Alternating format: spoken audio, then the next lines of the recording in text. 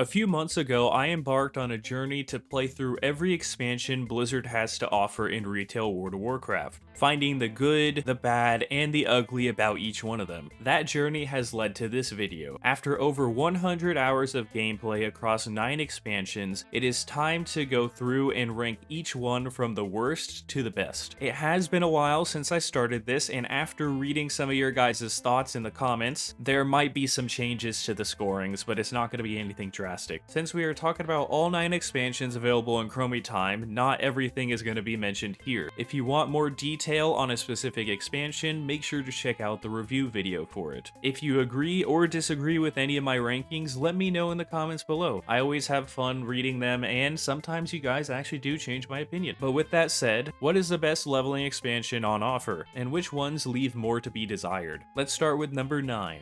Battle for Azeroth. BFA's video was a spicy one to say the least. Perhaps a bit too spicy, but I think many people would have expected the last place expansion to be one of two, Battle for Azeroth or Shadowlands. Much to my surprise, when I started this series, it's not actually Shadowlands. Yes, I know the Horde side for BFA is actually kind of well liked by many. I personally think that it was done decently well. A fair few of you made sure to make that opinion known. And you're right, I was a bit too harsh in my original rating, which is why I would like to make a bit of an edit to the score before going too deep into this ranking. The quality of the Horde zones are up to the standard of many other expansions I rated higher, so I am raising the questing experience of BFA to a 5 out of 10. However, it is still not enough to put it above any of the other expansions on this list. Yes, Battle for Azeroth can be a good questing experience if you play the Horde, but there is a reason that I focus so heavily on using the Alliance side of the expansion to explain why I don't like it. It exemplifies the problems I have with BFA the most, as a whole. I already mentioned in the review that if it weren't for the Horde side of BFA, the questing would be a rating of 3, so I already gave it some credit where credit is due. But a low 5 out of 10 is a bit more reasonable, I will admit. That being said, the biggest issue still exists with BFA. The Alliance side is just that bad. Normally, you would have options to skirt around the issues that expansions present when it comes to leveling through them.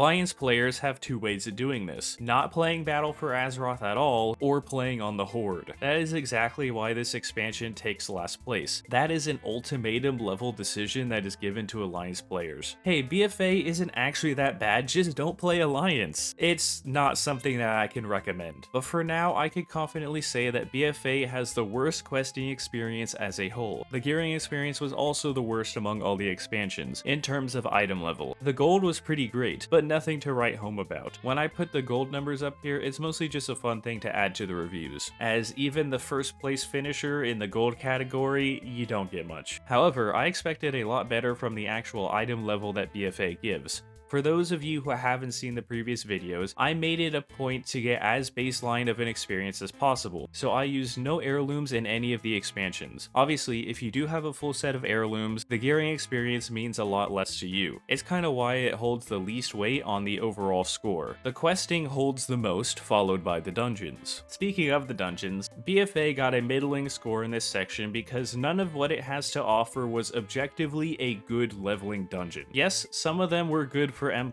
but that's not what we're talking about. Overall, BFA has decent highs and really bad lows. It is the only expansion out of the 9 that made me actively want to stop playing it during this experiment, and when it was actually current content, but that was neither here nor there. It's the kind of thing that earns it the bottom spot on this list. If you want more detailed reasons, check out its video after this one. But hey, at least it has the best treasure chest system of all the expansions. That's something, right? Coming in at 8th place, we have Shadowlands. When I went into this entire thing, I expected Shadowlands to be taking the last place spot. My perception of it has been tainted from a lore perspective, but that is an issue I have with the entirety of the expansion's story, not its gameplay or the story of the zones, which is what matters for the rating that I gave it. That being said, it did exceed expectations, but that's not saying much. I really can't put it better than I did in the actual video, so I'm just gonna play a clip of that real quick. I hate to say this, but it's actually not that terrible. How would I describe it then? Exceeding expectations, which isn't saying much considering I have higher expectations for the USA men's team in the upcoming World Cup, and I don't even watch FIFA. The biggest problem that Shadowlands has when it comes to ranking it compared to the other expansions is, why would you play it over any of the others? It literally doesn't offer anything that isn't done better in the other expansions. It's not the fastest leveling time, it doesn't give you the best gear, the dungeons are either okay or they suck for leveling. The best I can say about it is the story of the actual zones is decent. It also offers extra abilities to us while leveling, but many of the classes already have them as talents. This expansion has nothing in terms of a good reason to choose it. I honestly forgot to mention this in the review video because you don't really have to interact with it outside of maybe half an hour of your playtime leveling through Shadowlands, but it does have one of the worst zones ever made in the history of World of Warcraft in the form of the Maw. Thankfully, as I said, you don't really have to touch it nowadays, but there is a portion of the story that has you travel there. Actually, I'm gonna be honest, I completely forgot about the intro to Shadowlands. I skip it every time I have to play that expansion. But thankfully, like I said, you can skip it if you've already done it. Maybe I should lower the questing to a 4 just because you have to interact with the Maw more than once, but I think I'll leave it where it is. Lowering it won't change its position on this list anyways. And hey, I guess BFA does have one thing Shadowlands can't claim, a reason for at least some percentage of the player base to want to play it. BFA has the allied races. Shadowlands doesn't even offer anything to your account. It didn't give us a new class, it didn't give us any allied races. You could go your entire World of Warcraft career without playing this expansion and you will miss out on nothing. I personally will be happy to never level through it again, until I decide to do something dumb like level through nothing but Torghast. I hope that day never comes.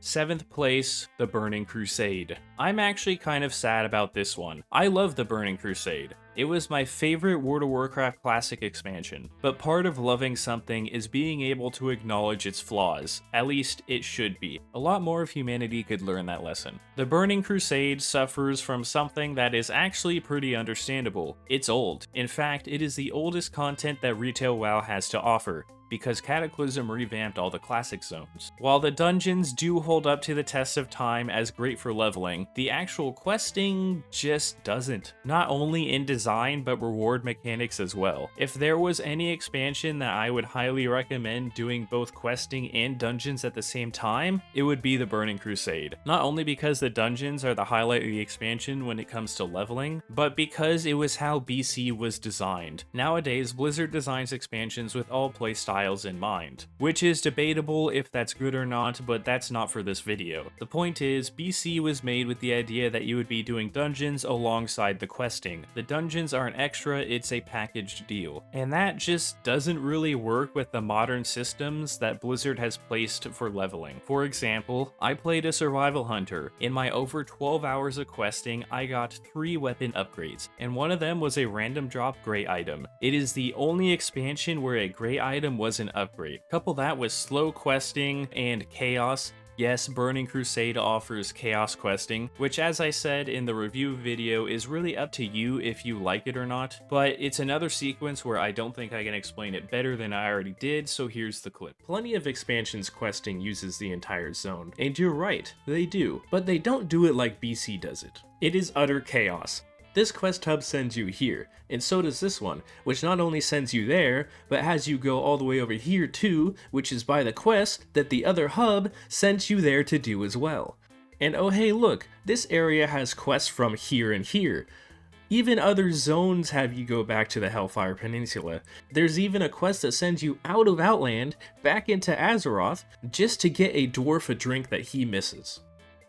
Everything sends you everywhere, and nowhere is devoid of stuff to do. It is the most classic experience of all the expansions. Yes, even more than the Cataclysm revamped classic zones. So if that's what you're looking for, then give Burning Crusade a try, but I can't recommend using this expansion to level outside of that reason. Well, that and it is my favorite dungeon set to use for leveling, however, that is a statement said with a high amount of bias. though the dungeons did get an 8 out of 10, so it's not 100% biased, just a decent amount of it. The last thing I have to say about it is the gearing experience suffers the most out of any expansion. I'm not really sure how BFA managed to be worse than it when it comes to the results, but the actual mechanics of the BC quest reward system basically requires you to do dungeons alongside questing if you want a consistent and good flow of upgrades while leveling. It is for these reasons that the Burning Crusade takes the 7th place ranking.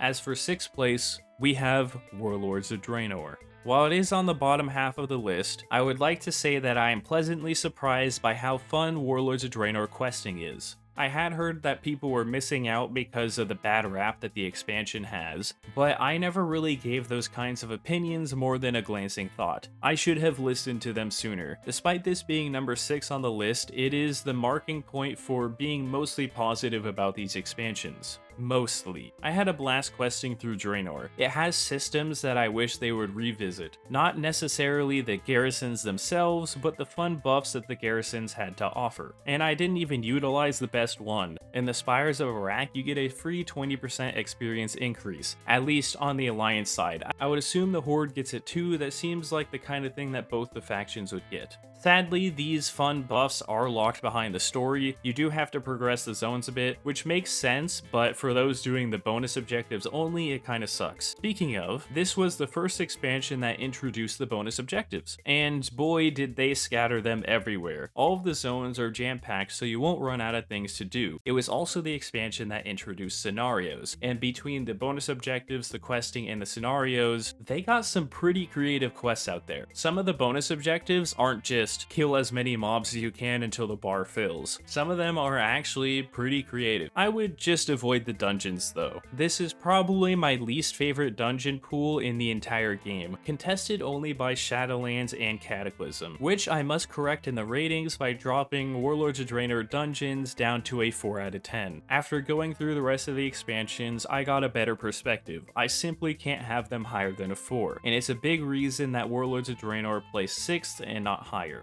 The extras were nothing special, but also not terrible. The gearing did break the 300 mark, but just barely. However, it did dish out the most gold, which was surprising, but I'll take it. And that 8 hours and 50 minutes time could have been even faster if I had used the 20% XP buff in the Spires of Iraq to its full potential. All in all, a good showing for Warlords of Draenor. I will definitely be revisiting it to level another character in the future, just not using the dungeons.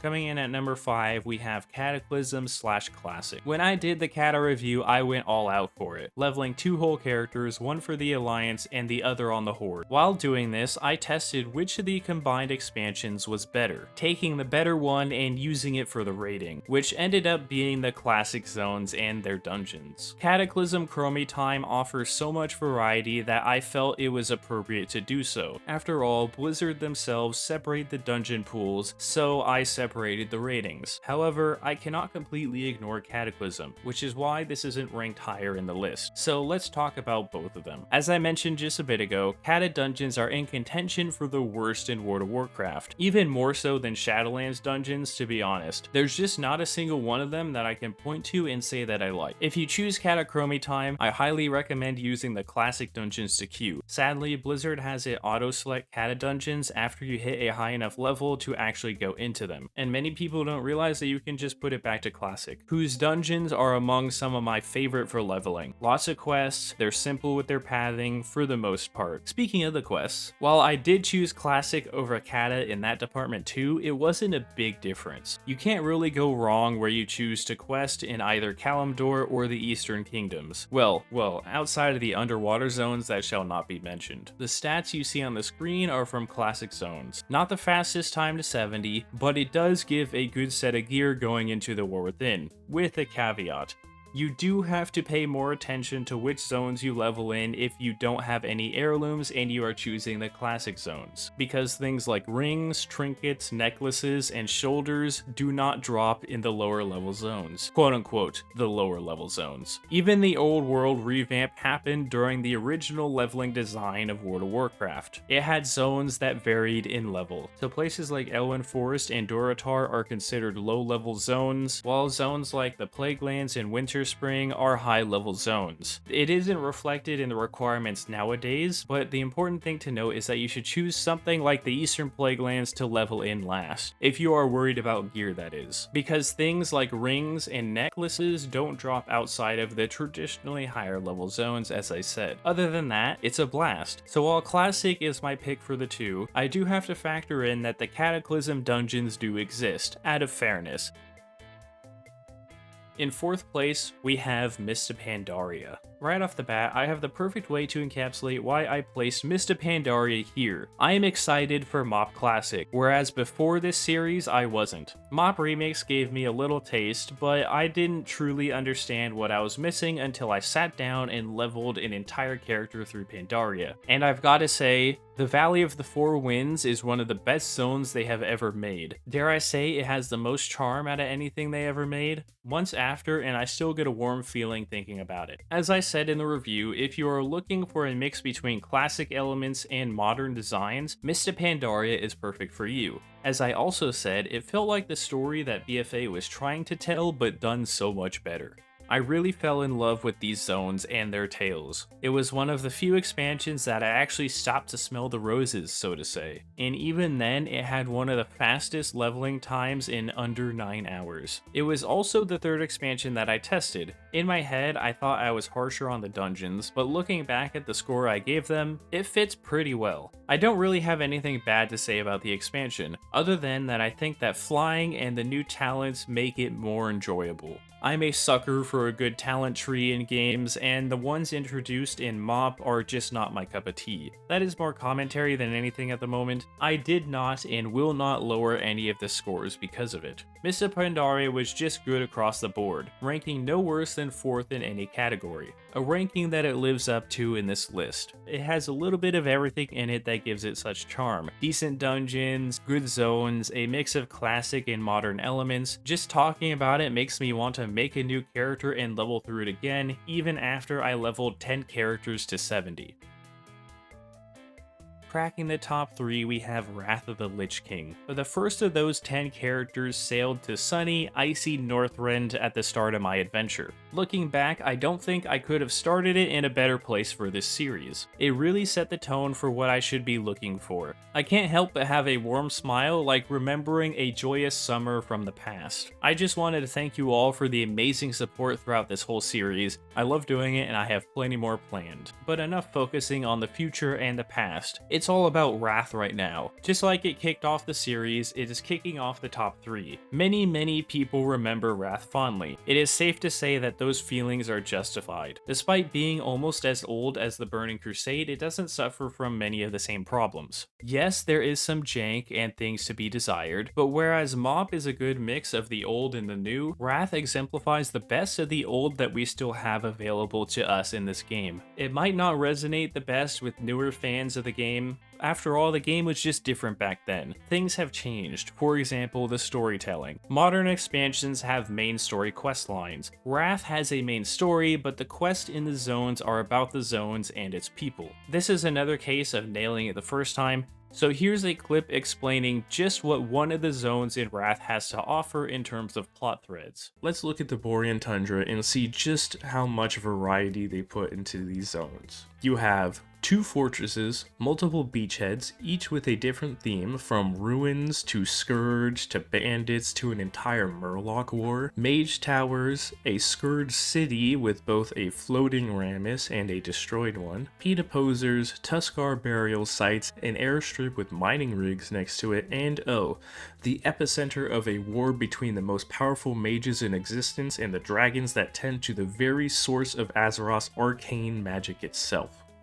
All in one zone, and all with quests that fit their theme, yet don't get too overbearing. And a lot of those don't even have to do with the Lich King. It was a different style of MMO back then, but if any of the expansions has the charm to pull it off in the modern day, it would be Wrath of the Lich King. I dare say I had more fun questing in it for this series than I did while playing Wrath Classic. Perhaps that has something to do with the goals being vastly different, but it is something worth noting. Wrath of the Lich King has things like all-time great zones in the Howling Fjord and the Grizzly Hills, Some of the best leveling dungeons ever made, like Utgard Keep and the Nexus. It even offers the first look at an expansion designed with flying in mind. Now, that did result in an ugly blemish called the Storm Peaks. Not ugly as in bad to look at, it's a beautiful zone, it's just not a very good leveling zone. Its age really is the biggest knock I can throw at Wrath of the Lich King. It has an acquired taste within retail WoW, but it is a good taste, even if it is a bit of a long taste. It was the second slowest expansion to level 70. That being said, if I had done the dungeons, I think that would have cut out at least an hour or two. Those things were made for leveling. Short, simple, and repeatable. For being this first expansion that I tested, the only change to the scoring that I have to make is to the gearing score, raising it up by 1. I really didn't know what to expect at the time, even though I set the mark of 350 all the way from the start. If it weren't for a few stinkers like the Oculus and Violet Hold, I would raise the dungeon score as well. But overall, it puts Wrath of the Lich King on the podium, proving that the old guard still has it. In second place, Dragonflight. From the old guard to the newest, Dragonflight is a bit of a divisive one. If we were ranking expansions as they were when they came out, it would not have been ranked this high. But Blizzard put a decent amount of work into making Dragonflight a good leveling expansion. Between buffs like a cheat death and durability loss immunity, to all the various events and leveling methods, they really knocked it out of the park. I will have to say that when I tested it, it was during the Winds of Mysterious Fortune event. If you want to know what that is, or a little bit more about it, I have a video that released a couple days before this one, but the important part to note is the 20% XP buff the event gives. Hence why there is 2 times in the stat list. The 8.5 hours is my rough guess at the slowest it would have taken without the buff. Also to note, I did not take the event in consideration for the rating. I kept them as separate as I possibly could, and boy did it not disappoint even with some of the goodies taken away, because it was still jam-packed with content. World quest, story quests, dungeons, events, you name it, Dragonflight has it. It really felt like a mashup of everything that came before, seared into a wonderfully tasting burger. That being said, I am lowering the overall score to an 8 out of 10. I was torn between a 8 and a 9 at the time, but I read some comments and agreed with what they had to say. The dungeons just bring it down too much. Despite the questing and despite the gearing, a 6 out of 10 on the dungeons prevents it from hitting an overall of 9 out of 10. In the end, you could swap Wrath and Dragonflight in these rankings and I wouldn't fully disagree with you. I think that Dragonflight has the better highs with one of the best quest lines they've ever done. It also is just more up to date with plenty of things to offer. That being said, it was literally made to be one of the best leveling expansions by Blizzard. So it is not an insult but a compliment to Wrath that the two even compete for the second place spot. However, even with all those goodies Dragonflight has, there is one expansion that beats it. The best leveling expansion the game has to offer, Legion. Any of you who saw my Legion video probably saw this coming before you even clicked on this one. If I had the time to do an entire hour-long video explaining every minute detail on why Legion shines so brightly as a leveling expansion, I would. Maybe in the future if I ever decide to do YouTube full-time. It is definitely the most well-rounded expansion, and considering that the well-roundedness is on such a high level, it's no wonder that it ranks at the top. Wonderful zones that are jam-packed with content, story, and character. The leveling is decently fast while giving you enough time to enjoy things. Each zone has its own tale to tell while all contributing to the overall narrative. Thanks to things like the artifact weapons and the abundant quest rewards, it was only beaten out by Dragonflight for item level. Even the dungeons are great. I had a habit of criticizing later expansions for focusing on the M+ aspect of dungeon design, but they definitely got things right the first time. Short, simple dungeons that have great repeatability while still remaining complex enough to have great variety. They aren't perfect, but you won't find a better dungeon pool post-Legion, and it's hard to even find a better one pre-Legion. Its biggest contender in the Burning Crusade doesn't even hold a candle to the rest of what Legion has to offer in the questing department. It kind of feels right, you know? Real life is like poetry, it rhymes. Maybe in the future I should do a video making the best leveling expansion I can draft style, that would be fun. The biggest knock that I have for Legion is that the options for zones are limited. It's not a big issue since the zones are amazing, but it did take 3 out of 6 it has to offer as leveling zones to get to 70. This can be alleviated by doing dungeons alongside questing to add in variety and cut down on the usage of the zones. but in terms of repeatability, it's not the greatest. However, speaking of repeatability, I wanted to give a few honorable mention accolades out. Obviously, I can't cover everything in this one video, so there are a few things outside of the rankings. For best repeatability, I am giving it to Cataclysm Time. Kinda no-brainer, it has over 100 zones and 2 sets of dungeons to choose from. For the most variety, I am giving it to Dragonflight. As I mentioned, the amount of ways to level through Dragonflight is insane. Of course, you could easily make the argument for Kata winning this one too, but this reward is in a little bit of a different spirit. Finally, what needs updating the most is the Burning Crusade. This is more so a biased plea to Blizzard to give the Burning Crusade Chromie time a second look. If they added in some extra gearing pass and tuned some of the interactions with modern systems, this expansion could be one of the best for leveling. And that is it. My voice is absolutely shot right now, but that was my list for the best expansions to level in from the worst to the best. However, I want to hear about your list. How much did it differ from mine? Did you disagree with any of my rankings to a big degree, or did you agree with them? Let me know in the comments below. If you have any other ideas for things to test, also let me know. I could always put them on the to-do list. If you enjoyed the video and the series, make sure to hit that like button. My name has been Kale, and have a wonderful journey.